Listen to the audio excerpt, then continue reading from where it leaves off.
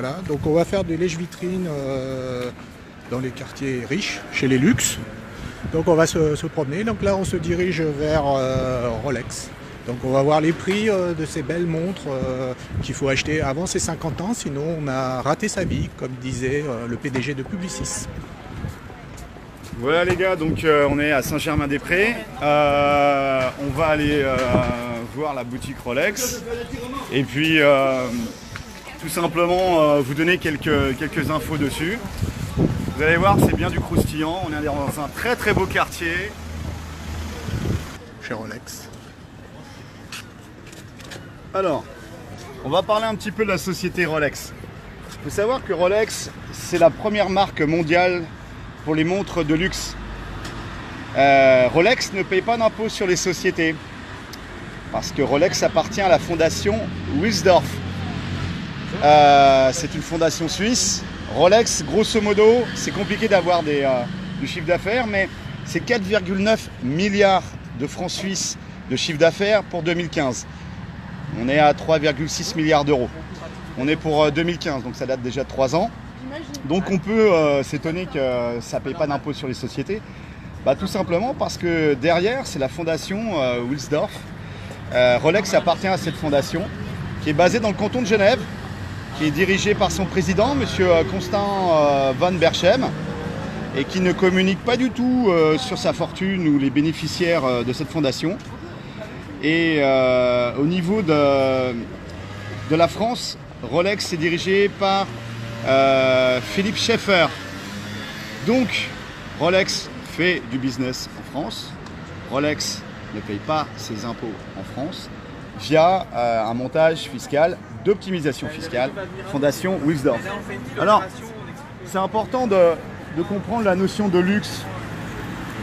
Le luxe, dans la définition du dictionnaire, c'est un mode de vie caractérisé par de grandes dépenses consacrées au superflu. Donc des choses non nécessaires. Et c'est marrant, c'est que ça vient du latin luxus, qui veut dire débauche, excès, faste. Donc là, on est sur un symbole de la société de consommation. Grosso modo, ces gars-là nous disaient, si vous n'avez pas de Rolex avant 50 ans, vous avez raté votre vie. Ces gars-là, le pur produit des 68 arts, jouir sans entrave, libéraux, libertaires. On a affaire là à une vision de la société, une vision du monde qui ne nous intéresse pas, qui ne nous intéresse plus. Et donc on vous invite tout simplement écoutez, à vous renseigner sur cette société et éventuellement à arrêter de rêver sur de la Rolex. Parce qu'effectivement c'est de la belle machine, c'est la belle mécanique de précision, mais derrière c'est quand même du vol.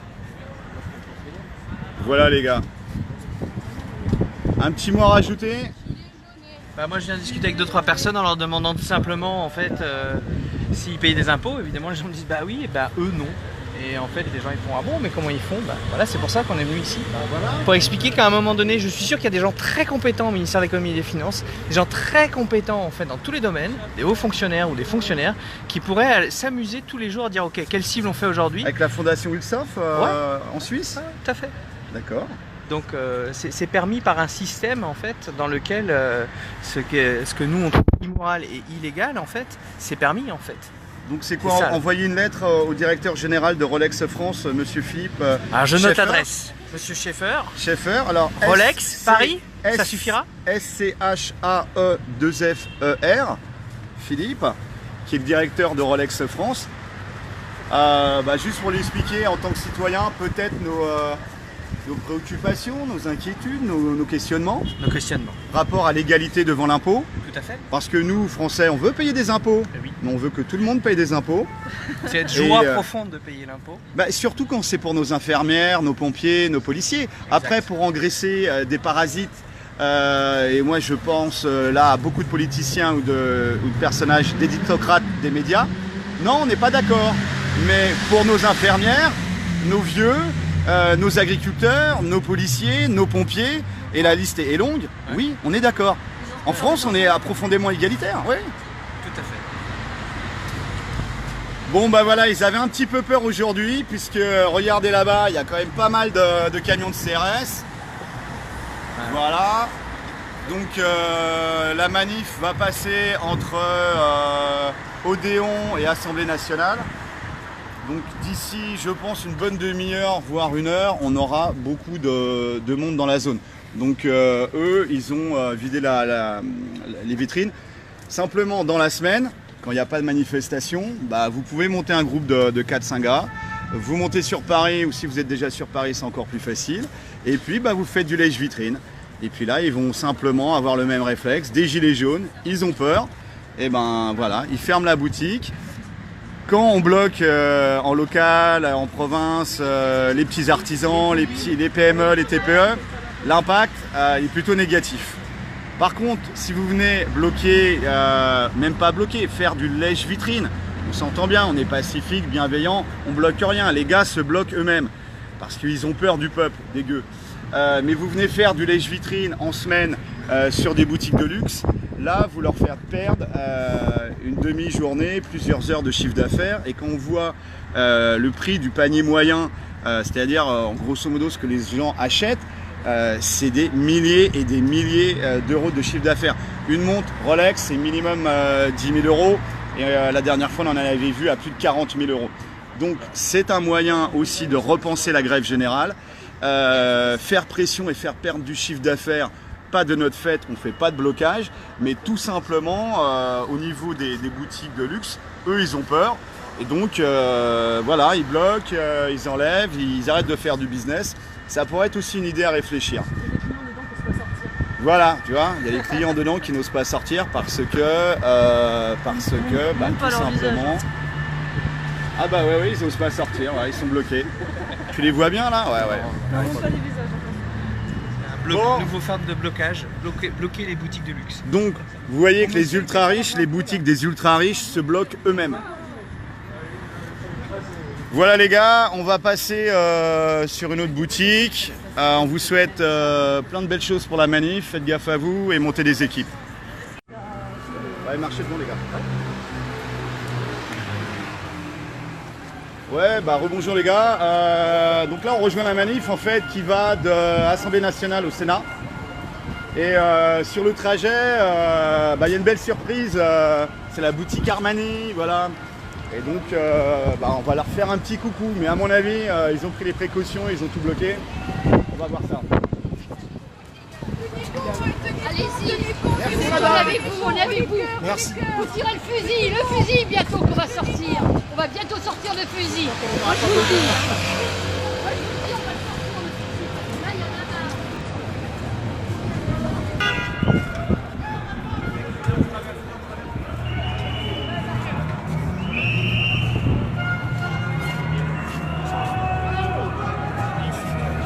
Voilà, Armani. Des petites chaussures à 400 €. Là, on a les prix là. 310. T-shirt à 190 € le t-shirt.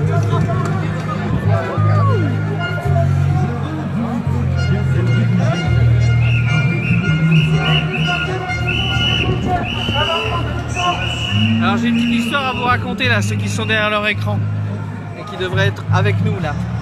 Emporio Armani. Donc ça c'est dirigé par Giorgio Armani. C'est un type qui a 84 balais. Ça existe depuis 1975.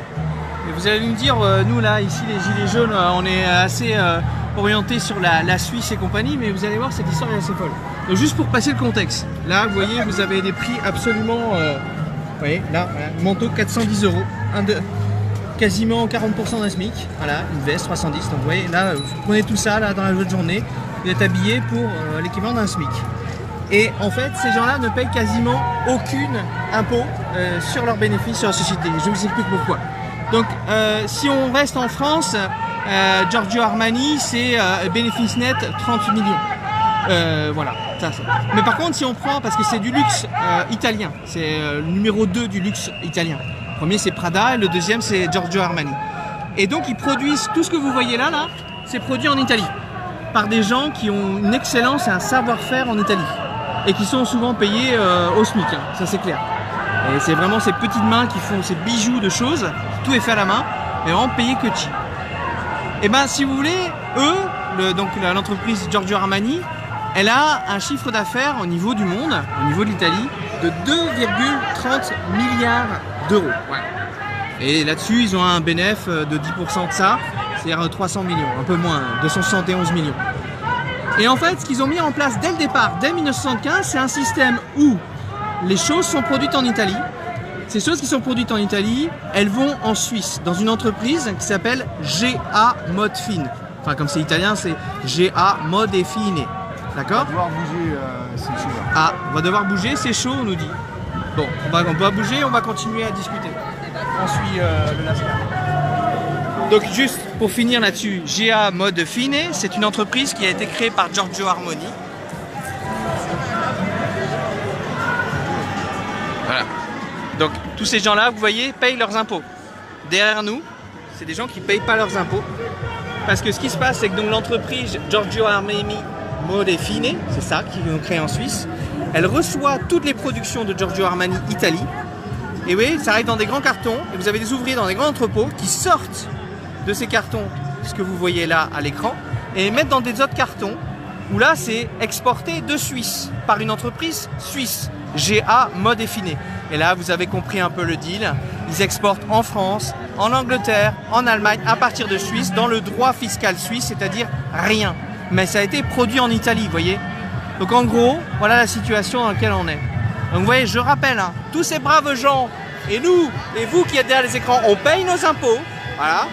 Et ces braves gens qui ne sont pas du tout des braves ne payent pas leurs impôts, vous voyez. Donc il faut être très clair, et comme il faut donner des noms parce qu'il faut être très concret, vous voyez, je vais vous donner un exemple très concret. Le gérant financier de Giorgio Armani France s'appelle Monsieur Fenzi. Il faudrait écrire à Monsieur Fenzi pourquoi c'est pratique. Monsieur Grocchi, alors Monsieur Fenzi c'est F-E-N-Z-I, Monsieur Grocchi G-R-O-C-I. Ça c'est le gérant financier donc de Giorgio Armani et le responsable financier France. Voilà, donc il va falloir leur demander c'est quoi ces pratiques d'évasion fiscale via leur filiale suisse. 0 impôt sur les bénéfices en France. Voilà.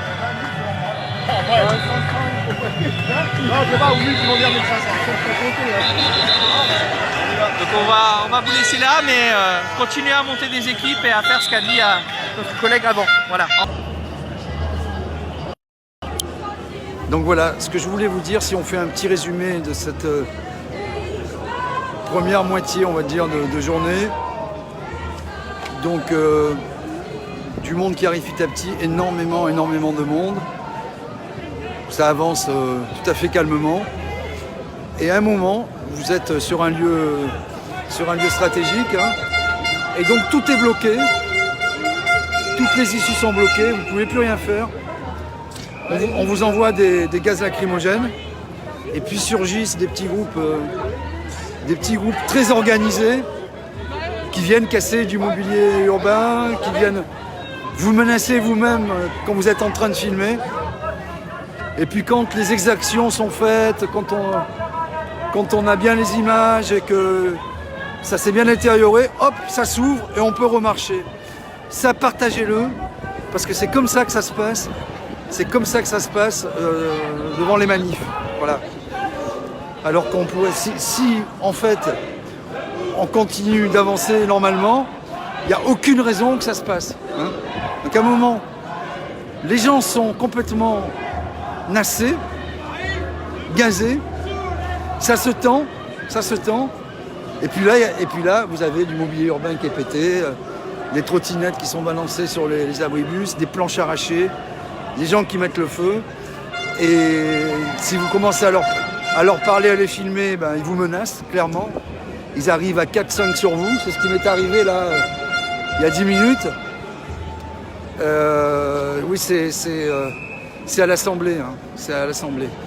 Donc en fait, les gens sont rassemblés, bloqués, gazés, et puis surgissent des petits groupes de 5 à 10 personnes en noir, qui cassent tout. Même les gilets jaunes qui essaient de les retenir, ou des citoyens qui disent mais pourquoi vous faites ça? Donc c'est des gens hyper violents. Je vous dis pas de quoi sont traités les gens qui essaient de s'interposer. Et je peux vous dire qu'ils sont armés, ils viennent vers vous, ils vous menacent, et donc vous filez votre chemin. Voilà. Alors moi je n'accuse personne, je dis simplement ce que je vois. vous êtes témoins, partagez la vidéo.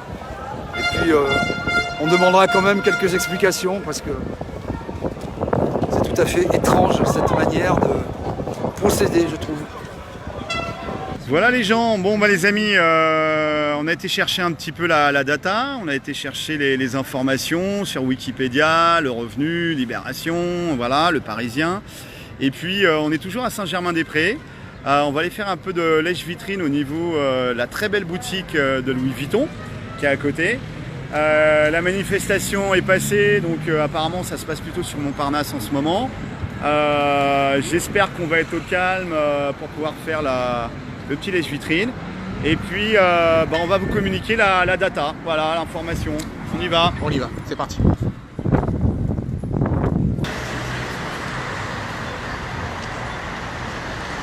C'est un des quartiers les plus chers de Paris. Au niveau du mètre carré, on est largement au-dessus de 10 000 € le mètre carré. Là, on arrive plutôt aux alentours de 20 000 € le mètre carré. Donc, on ne va pas s'étonner de trouver une boutique de luxe.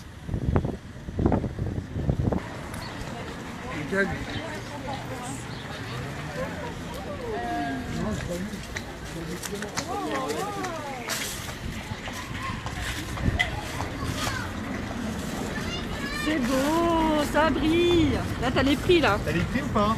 2 900 € le petit sac blanc. Et le Et rouge 2 700 €. Ah, attends, remonte-les parce que vraiment c'est magnifique. Ça brille, c'est dans la lumière, dans une belle pyramide, hein, regardez. Hein. Un peu de symbolisme.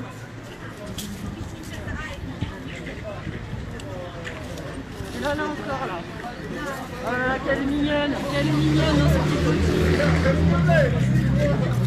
Ah voilà, alors les Crocs, 980 € pour une paire de Crocs stylés, hein, sur une petite semelle dorée. Alors tout en cuir, hein, bien sûr, hein, faut pas déconner non plus. Ça c'est de la vachette qui est massée par les marmottes. Hein. Des lunettes à 450 €. Ouais, et le petit haut 2500 je crois. Et le sac noir, Ah, le sac 2500 €. 2500. Et le haut aussi, hein, t'as vu le haut à dentelle brodé 2500 €. Ça.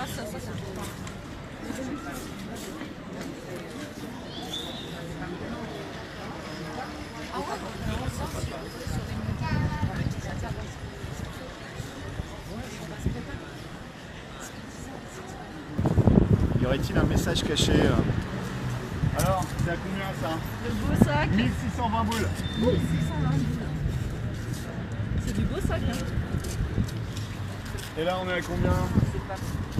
Un treillis de combat ou... 2100 boules. Putain, on leur fait de la pub, c'est même pas payé quoi. C'est beau ça. C'est de la pub gratuite. Hein. Achetez. Alors, Un les euro, amis, 2100 €. Louis Vuitton, c'est le groupe LVMH. Pour Louis Vuitton, Moët et Hennessy. Moët, c'est du champagne, Hennessy, c'est du cognac. Le PDG, c'est Bernard Arnault, le citoyen Bernard Arnault. Alors, il faut savoir que LVMH, c'est le premier groupe mondial de luxe. Ça possède des marques comme Dior, Bulgari, Sephora, Givenchy, Guerlain, Veuve Clicquot, Le Bon Marché, Ruinart, Chaumet, Tag Heuer. Ça possédait aussi la Samaritaine. Et puis Kenzo. Kenzo, c'est Ruffin qu'on a parlé dans son film Merci Patron. Donc, mais pas seulement. Il faut savoir que le groupe LVMH a des participations. Alors, on n'a pas encore toute la data, mais en tout cas, a de la participation dans les Échos, Le Parisien et Radio Classique, les médias aussi. Alors, on parlait de luxe. On est sur du luxe, hein, on est bien d'accord. 2100 € pour la petite veste. Le luxe, c'est quoi? Dans le dictionnaire, le luxe, c'est un mode de vie caractérisé par de grandes dépenses consacrées au superflu. Donc on est dans du superflu. Et ça vient du latin luxus. Luxus, la débauche, l'excès, le faste. Alors, on va creuser un petit peu. Louis Vuitton, le groupe LVMH, c'est en 2017 un chiffre d'affaires de 42 milliards d'euros. C'est mondial, hein, bien sûr. Bernard Arnault, qui est le patron de LVMH, c'est la première fortune de France et la 4e fortune mondiale. Sa fille Delphine Arnault est administratrice du groupe LVMH et mariée effectivement à Xavier Niel, qui a des participations dans Le Monde, Free, et le fournisseur d'accès Free, via le groupe Iliad. Alors, ce qui est intéressant aussi sur Bernard Arnault, c'est que Bernard Arnault a été le témoin de mariage du citoyen Sarkozy en 1996 avec Cécilia. Donc là, on voit bien les liens entre le business, la politique et les médias. Alors, ce qui est intéressant, c'est que Le Revenu, donc le magazine Le Revenu, du 28 novembre 2018, a fait un article sur LVMH et a écrit que LVMH aurait économisé 518 millions d'euros, un demi-milliard d'euros, entre 2007 et 2017, au titre des sommes versées à la fondation LVMH. Et une plainte aurait été déposée par une ONG anticorruption le 15 novembre 2018. Et cette ONG anticorruption s'appelle le FRIC, le Front républicain d'intervention contre la corruption. Et donc ils auraient, ce FRIC, cette ONG anticorruption, aurait déposé plainte auprès de quel parquet? Ça, j'ai pas l'info, mais pour fraude fiscale sur LVMH. Grâce à sa fondation, dont le directeur financier est Jean-Christian Séguret, qui est en charge de la fondation LVMH. Alors cette fondation LVMH, elle a un siège qui est au Bois de Boulogne, à la frontière de Neuilly. C'est un siège qui a fini d'être construit en 2014. Et le siège de cette fondation, de la fondation Louis Vuitton, le coût initial était estimé à 100 millions d'euros. Et sa construction a coûté 790 millions d'euros. Et donc ça, c'est Libération du 29 novembre 2018 qui sort l'info.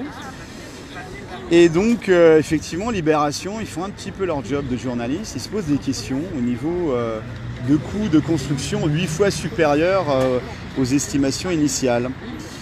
Donc on était passé de 100 millions d'euros à 790 millions d'euros, ce qui nous amène à 112 000 euros le mètre carré pour la construction du siège de la fondation LVMH. Et alors il faut savoir que cette fondation LVMH, elle est sur le Bois de Boulogne. C'est une convention d'occupation du domaine public qui est sur 1 hectare à compter du 1er janvier 2007 et ça a été accordé pendant 55 ans par la ville de Paris, M. Delanoë, au groupe LVMH. Et alors ce qui est intéressant, c'est que la fondation LVMH ne publie pas ses comptes depuis 3 ans. Et au niveau de cette fondation LVMH, le revenu tout simplement revenait dessus sur un montage d'optimisation fiscale. Alors, économiser de l'impôt, ça leur permettrait éventuellement de soustraire des sommes importantes au fisc français, donc aussi aux infirmières, aux pompiers, aux handicapés, etc., puisque c'est le budget national. Donc des choses finalement très intéressantes. Au niveau de ce groupe, alors non pas là au niveau de la fondation LVMH, mais au niveau du groupe LVMH, il faut savoir que le directeur financier, c'est Jean-Jacques Guyoni. Et ce monsieur est passé par HEC, mais il est passé aussi par Merrill Lynch et les frères Lazare, la banque d'affaires. Voilà, donc tout ça pour finalement avoir une constatation assez simple. C'est que tout ça, c'est un petit monde entre les médias, entre les politiques, entre les financiers, entre les grands groupes industriels et de luxe. Et puis quand on pose, ou des journalistes posent la question à monsieur Bernard Arnault, juste par exemple au niveau du siège de la fondation LVMH, monsieur Bernard Arnault, il a dit « on ne chiffre pas un rêve ». Voilà, on ne chiffre pas un rêve. Donc apparemment ces gens-là, ils ne sont jamais inquiétés. Et puis nous, où les petits artisans, les petits patrons, quand il y a une suspicion de doute de travail au noir, on se retrouve avec des inspecteurs des impôts dans notre vie. Apparemment, eux ont les réseaux, les connaissances, les moyens de ne pas avoir les inspecteurs des impôts sur les fesses. Voilà, c'était simplement un petit reportage, vite fait, bien fait. On a les gars de la Sécu qui sont juste à côté.